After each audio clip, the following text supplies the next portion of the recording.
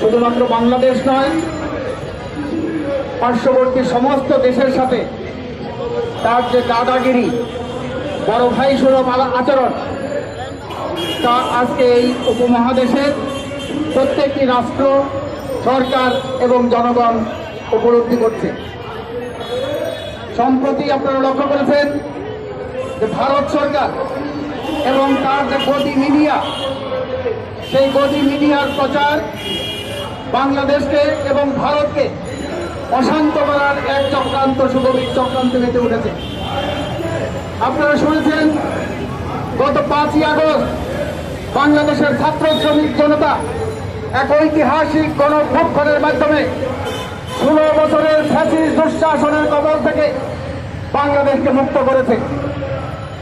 সেই শেখ হাসিনার ফ্যাসিস্ট দুঃশাসন যে পরাজিত হয়েছে ভারতের মদতপুষ্ট শেখ হাসিনা সরকার, সে কারণে ভারত সরকার, মোদী সরকার এটাকে শুধুমাত্র শেখ হাসিনার পরাজয় না, তার গোয়েন্দা সংস্থার পরাজয় এবং মোদীর পরাজয় হিসাবে বিবেচনা করে বাংলাদেশের সাথে একটা অলিখিত যুদ্ধ ঘোষণা করেছে। আমরা বাংলাদেশের বামপন্থী সংগঠনের পক্ষ থেকে, আমাদের দল বাসদ এবং বাম গণতান্ত্রিক জোটের পক্ষ থেকে, বাংলাদেশের 18 কোটি মানুষের পক্ষ থেকে স্বাধীনতার সার্বভৌমত্ব রক্ষায় যারা নিরবিচ্ছিন্নভাবে এখানে কাজ করছে তাদের পক্ষ থেকে ভারতকে হুঁশিয়ার করে দিতে চাই, আগুন নিয়ে খেলবেন না, ফলাফল ভালো হবে না। আপনাদের ওই সরকারি দল বিজেপি, শুভেন্দু অধিকারী সেখানে বলেছে বাংলাদেশের সাথে নাকি যুদ্ধ ঘোষণা করবে, বাংলাদেশ নাকি দখল করবে। চ্যালেঞ্জ দিলে ক্ষমতা থাকলে আপনারা যুদ্ধ ঘোষণা করুন, বাংলাদেশের 18 কোটি মানুষ আপনাদের দাঁত ভাঙা জবাব দেবে। এই বাংলাদেশের জনগণ 1971 সালে মার্কিন যুক্তরাষ্ট্রের সেই সপ্তম নৌবহর তার রক্তচক্র সেটাকে উপেক্ষা করে আমাদের মুক্তিযুদ্ধ এবং স্বাধীনতার সংগ্রামকে এগিয়ে নিয়েছে এবং বাংলাদেশ স্বাধীন করেছে।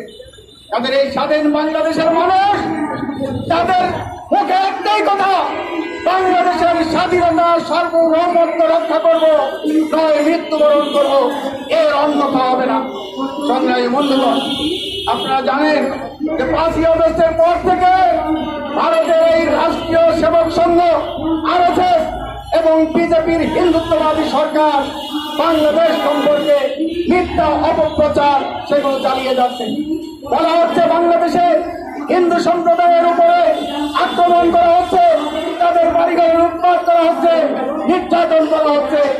এই ধরনের মিথ্যা অপপ্রচার চালিয়ে ভারতের হিন্দুত্ববাদী বিজেপি তার যে রাজনৈতিক ফয়দা সেটা হাসিল করতে চাইছে।